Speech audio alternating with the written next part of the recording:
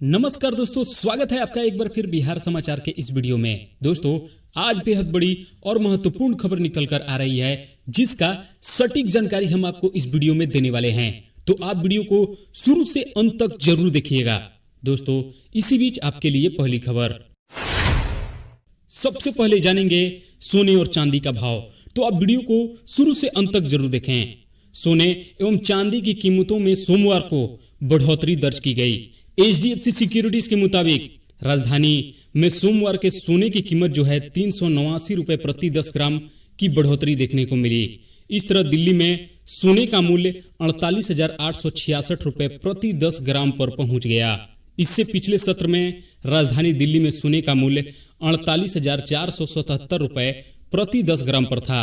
HDFC securities के मुताबिक मूल्यवान धातुओं की वैश्विक कीमतों में तेजी और वित्तीय मूल्य में गिरावट की वजह से सोने के भाव में बढ़ोतरी देखने को मिली। इन वजहों से वायदा बाजार में भी सोने चांदी की कीमत में वृद्धि का रुख रहा। HDFC सिक्योरिटीज के मुताबिक राजधानी में चांदी की कीमत में 1137 रुपए प्रति किलोग्राम की बढ़ोतरी दर्ज की गई। इस तरह दिल्ली में चांदी की कीमत 64,726 रुपए प्रति 10 ग्राम तक पहुंच गया। वहीं इससे पहले सत्र में चांदी की कीमत 63,589 रुपए प्रति किलोग्राम पर रह रही थी। बिहार में ड्राइविंग लाइसेंस बनवाना पहले से ज्यादा हुआ आसान। पासपोर्ट की तर्ज पर चुने ड्राइविंग टेस्ट के लिए टाइम स्लॉट। हम आपको इसका पूरा जानकारी देंगे, आप वीडियो को पूरा जरूर देखें। बिहार में अब ड्राइविंग लाइसेंस बनवाना पहले से बेहद आसान हो गया है। परिवहन विभाग ने न सिर्फ शुल्क जमा करने की व्यवस्था में बदलाव किया है, बल्कि लर्निंग लाइसेंस टेस्ट सर्टिफिकेट के साथ साथ ड्राइविंग टेस्ट के लिए भी नई सुविधा शुरू कर दी है। एक नई व्यवस्था के मुताबिक पासपोर्ट की तर्ज पर लाइसेंस बनवाने वाले अपने मर्जी के अनुसार टाइम स्लॉट यानी कि समय और दिन का चयन कर सकेंगे। परिवहन विभाग ने पटना सहित कुछ एक जिलों में इस ट्रायल को शुरू कर दिया है। पूरे राज्य में इस व्यवस्था के लिए कवायद जारी है और मौजूदा व्यवस्था में DL बनवाने वाले को किसी दिन ड्राइविंग की परीक्षा देनी है। इसका समय व दिन परिवहन विभाग की ओर से दिया जाता था। ऐसे में अगर किसी को उस दिन काम आ जाए तो भी लोगों को मजबूरी में ड्राइविंग की परीक्षा देने के लिए बाध्य होना पड़ता था। अगर उस दिन नहीं आए तो प्रक्रिया फिर ज्यादा लंबी हो जाती थी। बता दें कि ड्राइविंग लाइसेंस के लिए आवेदन भी ऑनलाइन किए जा रहे हैं। ऑफलाइन की प्रक्रिया पूरी तरह बंद कर दी गई है। शायद इसी कारण आवेदकों की सुविधा के लिए टाइम स्लॉट का प्रयोग शुरू किया गया है। परिवहन विभाग ने पटना सहित कई प्रमुख जिले में इसका ट्रायल शुरू कर दिया। विभागीय अधिकारी के मुताबिक जल्द ही लोगों की पसंद के अनुसार टाइम स्लॉट मिलने लगेंगे। बिहार में इस फॉर्मूले से बिहार के लोगों को 20 लाख रोजगार देगी नीतीश सरकार। JDU कार्यकारिणी में प्रस्ताव पास हो गई। आइए और क्या हुआ इसका पूरा जानकारी जानते हैं, तो आप वीडियो को पूरा जरूर देखें। बिहार विधानसभा चुनाव में जीत के बाद नीतीश कुमार की सरकार कामों को लेकर एक्शन मोड में आ गई है। सरकारी नौकरी और रोजगार के मुद्दे पर बिहार सरकार ने बड़ा ऐलान किया है। नीतीश कुमार की पार्टी JDU कार्यकारिणी की बैठक में बिहार में 20 लाख रोजगार देने वाले प्रस्ताव को पास कर दिया गया। मीडिया से बातचीत करते हुए बिहार में सत्तारूढ़ दल के JDU के सांसद ललन सिंह ने कहा कि कार्यकारिणी ने बिहार में 20 लाख रोजगार देने की बातें कही है। प्रदेश में आने वाले समय में नीतीश कुमार यानी कि सभी वर्गों को रोजगार का अवसर देगी। बता दें कि बिहार में NDA की सहयोगी दल BJP ने अपने घोषणा पत्र में 19 लाख रोजगार देने के अवसर यानी कि रोजगार देने की बातें कही थी। 7 निश्चय पार्ट 2 भी लागू होगा। JDU सांसद ललन सिंह ने कहा कि सरकार 7 निश्चय योजना की तरह पार्ट 2 भी शुरू करेगी। हम पूरे बिहार में न्याय के साथ विकास का काम करेंगे। नीतीश कुमार की सरकार आगामी 5 वर्षों तक काम करती रहेगी। ये है फॉर्मूला। बिहार में रोजगार देने के लिए सबसे फॉर्मूला कि रिक्त पड़े सरकारी पदों पर नियुक्ति की जाएगी। इसके बाद सरकारी योजना में लोगों को काम दिया जाएगा। वही सरकार आने वाले समय में कई बड़े हाईटेक कंपनियों की निर्माण कर सकती है। BJP इसकी घोषणा जो है पहले भी कर चुकी है। बिहार वेदर रिपोर्ट, यानी कि बिहार में जल्द ही फिर लौटेगी ठंड। जानेंगे पूस माह में अचानक गर्मी ने क्यों दी दस्तक। इसका पूरा जानकारी आपको इस वीडियो में देंगे। आप वीडियो को पूरा जरूर देखें। बिहार में मौसम ने अचानक तरीके से करवट ली है। लोगों की उम्मीदें परे ठंड से सूबे में अचानक गायब हो गया, यानी कि ठंड बिहार से लग रहा है कि गायब हो गया।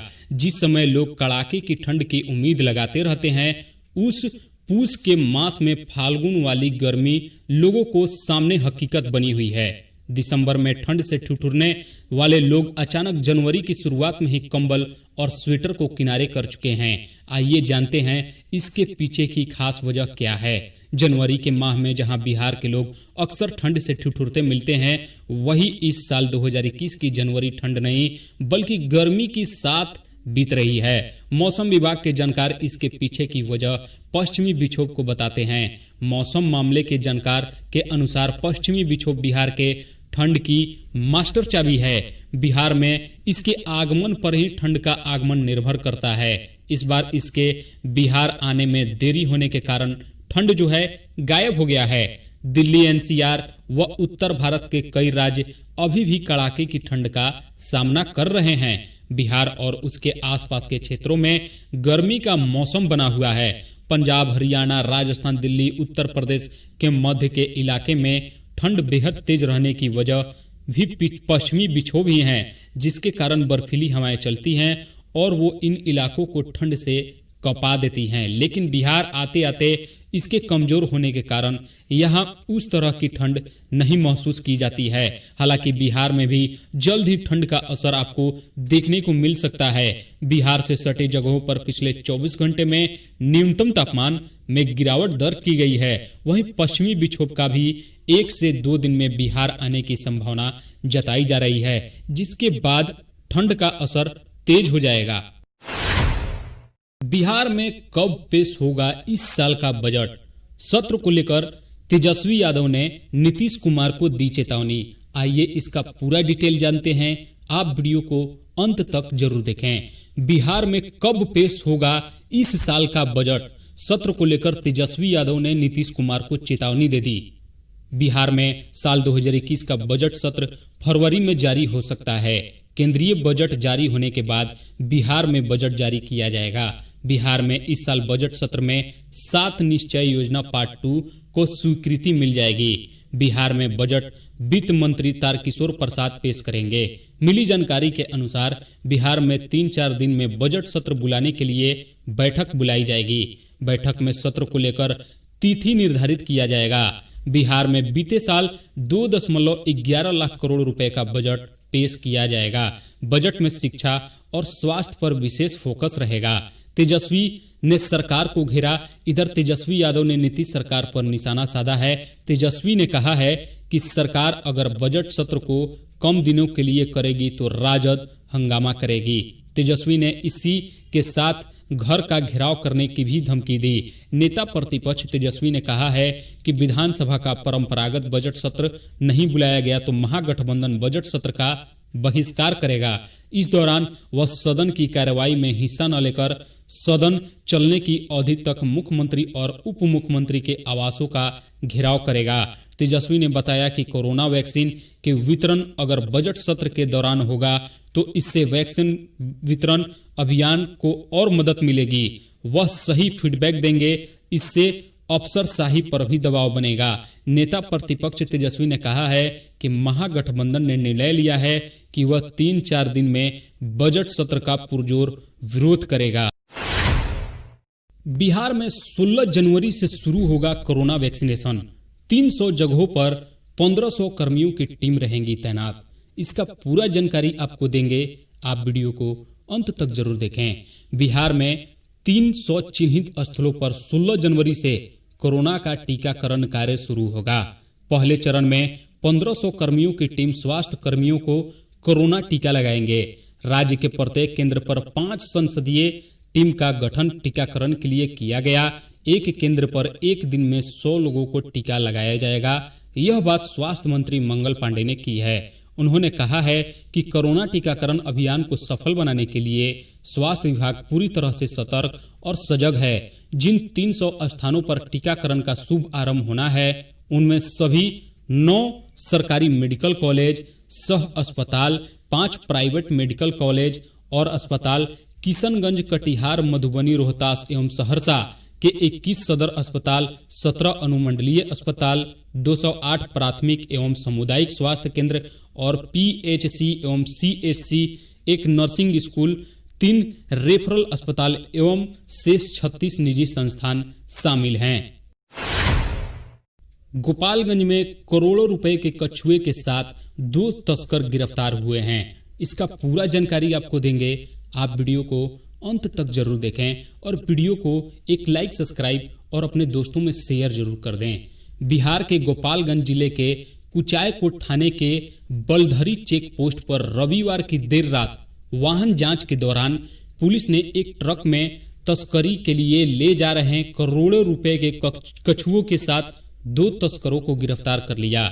गिरफ्तार तस्करों में पश्चिम बंगाल के 24 परगना जिले के बनगांव थाने के बैगांव गांव के विधान बैरांगी रंजीत मिश्रा शामिल हैं। पुलिस की टीम दोनों तस्करों से पूछताछ कर रही है। कुचायकोट थाना अध्यक्ष अश्विनी कुमार तिवारी ने बताया कि रविवार की देर रात पुलिस की टीम उत्तर प्रदेश व बिहार सीमा पर कुचायकोट थाने के बलधारी चेक पोस्ट पर वाहनों की जांच कर रही थी। जांच के दौरान एक ट्रक को शक के आधार पर रोका गया। इसके बाद जब उसकी तलाशी ली गई तो उसमें काफी मात्रा में कछुओं को छुपाकर रखा गया था। फिर ट्रक पर सवार दोनों तस्करों को हिरासत में ले लिया गया। थाना अध्यक्ष ने बताया कि पूछताछ में पकड़े गए तस्करों ने बताया कि कछुओं को खेप लेकर उत्तर प्रदेश के कानपुर जिले के पश्चिमी बंगाल के दालकोला ले जा रहे थे। उन्होंने बताया कि ट्रक में रखे कछुओं की गिनती की जा रही है।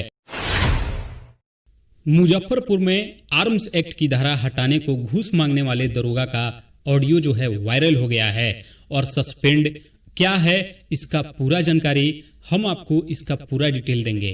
आप वीडियो को अंत तक जरूर देखें। बिहार के मुजफ्फरपुर में घूस मांगने के आरोप में घिरे अहियारपुर थाने के दरोगा हरेराम सिंह को रविवार को रेंज आईजी ने सस्पेंड कर दिया है। साथ ही विभागीय कार्रवाई चलाने की अनुमति भी दी है।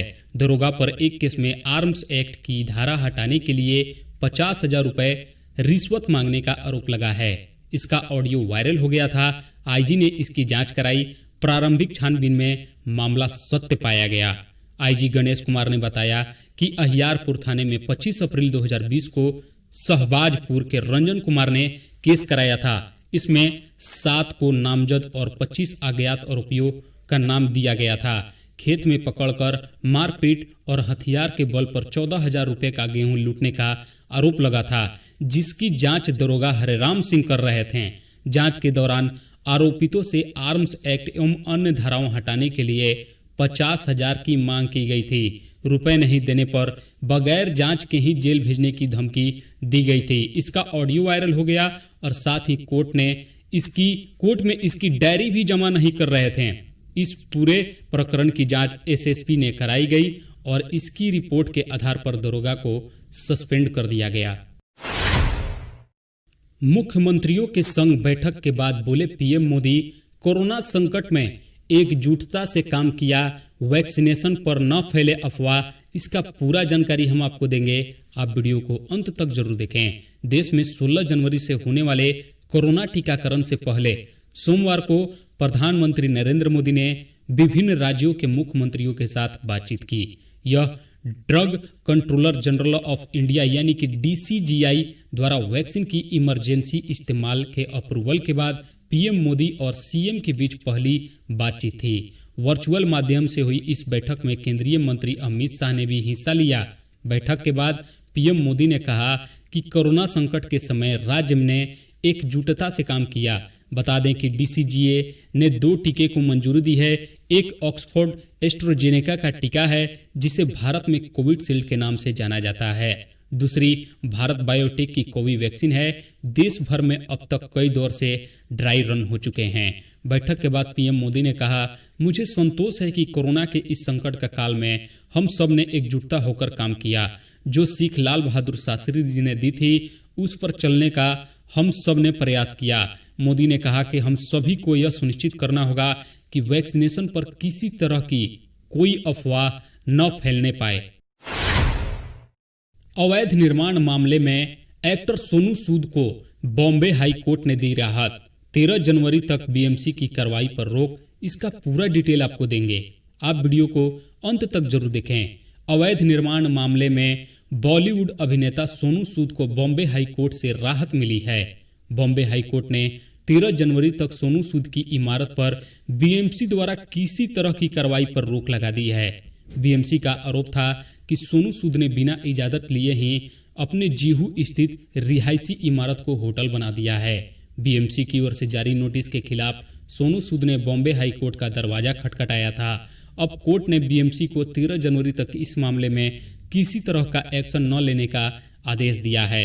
सोनू सूद के वकील डीपी सिंह के जरिए पिछले हफ्ते अदालत में दायर याचिका में कहा गया था कि उन्होंने 6 मंजिला शक्ति सागर इमारत में कोई अवैध या अनधिकृत निर्माण नहीं कराया। सोनू सूद ने कहा कि याचिका में कहा गया है कि उन्होंने इमारत में ऐसा कोई बदलाव नहीं किया जिसके लिए बीएमसी की अनुमति की जरूरत हो। केवल वे बदलाव ही किए गए हैं जिसकी महाराष्ट्र क्षेत्रीय एवं नगर योजना अधिनियम के तहत अनुमति है।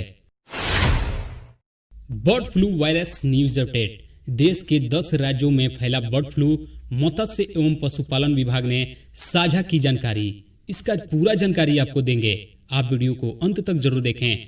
देश में अब तक 10 राज्यों में बर्ड फ्लू फैल चुका है। इन राज्यों में एविएशन इन्फ्लुएंजा की पुष्टि हुई है।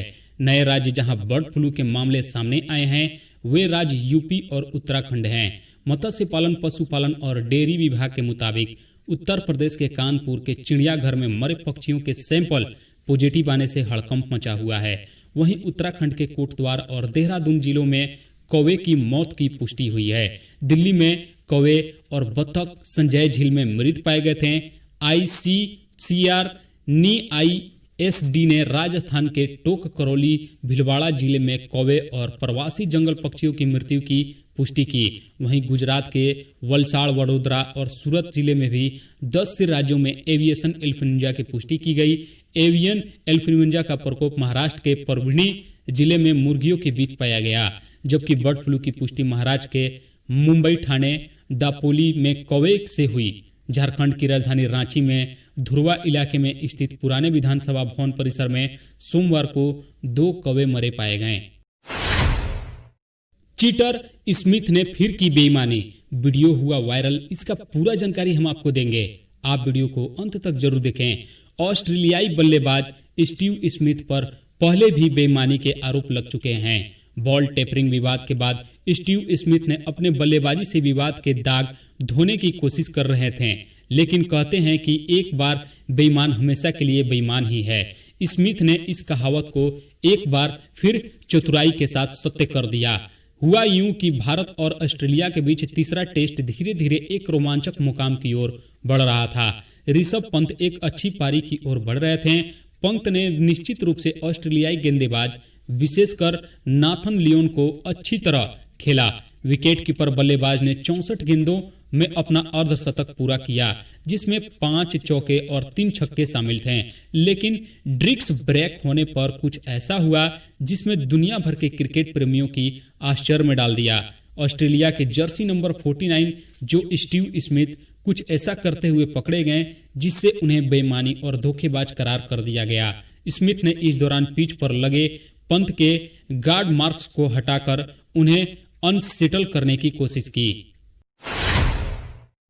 लद्दाख में एलएसी पर तनाव के बीच भारतीय सैनिकों की दरियादिली से शर्मसार हुआ चीन।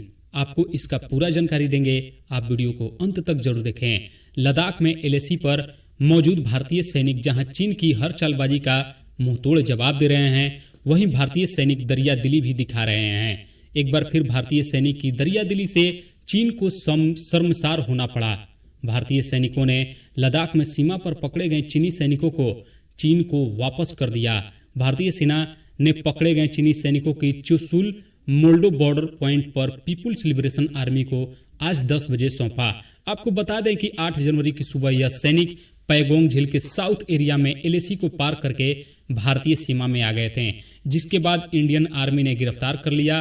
पूरी तफ्तीश के बाद इसे चीन को भेज दिया गया। सरकार ने मांगा और समय तो बोला सुप्रीम कोर्ट बहुत टाइम दे चुके हैं। हमें संयम पर भाषण मत दें, कृषि कानून पर लग सकती है रोक। क्या है पूरा डिटेल, हम आपको इसका बारीकी से जानकारी देंगे। आप वीडियो को अंत तक जरूर देखें। सुप्रीम कोर्ट ने सुनवाई के दौरान सरकार से सवाल किया कि कृषि कानून पर आप रोक लगाएंगे या हम लगाएं। कोर्ट ने कहा कि हम अर्थव्यवस्था के विशेषज्ञ नहीं हैं, आप बताएं कि सरकार कृषि कानून पर रोक लगाएगी या हम लगाएं। इसके बाद केंद्र सरकार ने नए कृषि कानून पर रोक लगाने का विरोध किया। सरकार की ओर से पेश हुए अटॉर्नी जनरल के वेणुगोपाल ने कोर्ट में कहा कि किसी कानून पर तब तक रोक नहीं लगाई जा सकती जब तक वह मौलिक अधिकार या संवैधानिक योजनाओं का उल्लंघन न करे। सुप्रीम कोर्ट ने कृषि कानून को लेकर समिति की आवश्यकता को दोहराया और कहा कि अगर समिति ने सुझाव दिया तो वह इस कानून के लागू होने पर रोक लगा देगा। अगले कुछ घंटे में इन राज्यों में होगी भारी बारिश, यहाँ बढ़ेगी ठंड, इसका पूरा जानकारी आपको देंगे। आप वीडियो को अंत तक जरूर देखें। कड़ाके की सर्दी के बीच ठंड लोगों की मुश्किलें बढ़ाने वाला है। मौसम विभाग की माने तो अगले कुछ घंटे में देश के कई हिस्सों में भारी से हल्की बारिश हो सकती है। साथ ही मौसम विभाग ने देश के कई हिस्सों में अब एक बार फिर शीतलहर चलने की संभावना व्यक्त की है। इसके साथ ही दक्षिण भारत में अच्छी बारिश होने की उम्मीद जताई जा रही है। इतना ही नहीं, आने वाले कुछ घंटे में उत्तर भारत के कई जगहों पर बारिश भी हो सकते हैं। पश्चिमी विक्षोभ के कारण अगले 2-3 दिन में फिर से बादलों की हाल की आवाजाही का पूर्वानुमान है। आने वाले 24 घंटे में मध्य प्रदेश के कई जिले में बारिश की संभावना है। भारत मौसम विज्ञान विभाग ने कहा कि राजस्थान, उत्तर प्रदेश, उत्तराखंड, पंजाब, दिल्ली और मध्य प्रदेश के कई हिस्सों में घना कोहरा छाए रहने के आसार हैं। कर्नाटक, तमिलनाडु, पांडुचेरी, केरल और कश्मीर में कई स्थानों पर भारी वर्षा भी हुई है। दोस्तों, इस प्रकार का वीडियो अपडेट पाने के लिए प्लीज मेरे चैनल को एक लाइक, सब्सक्राइब और अपने दोस्तों में शेयर जरूर करें। मिलते हैं दोस्तों अगले वीडियो में। जय हिंद, जय भारत।